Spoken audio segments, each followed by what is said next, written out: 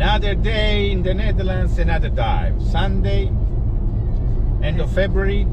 And sunny. Sunny, extraordinarily sunny, but special. 6 degrees.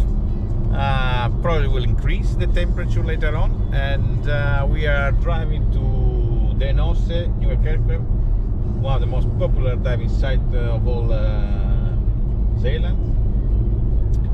And we will have fun. Let's see how it's gonna be the visibility down there today. There was a storm last week, actually 2 storms, right? Last week, 2 heavy storms. So visibility could be so-so, but let's go and have a look.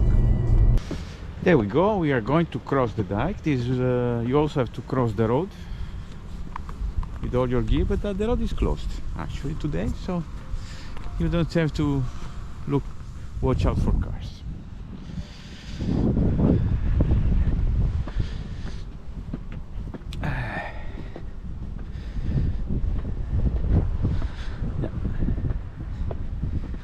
There we go.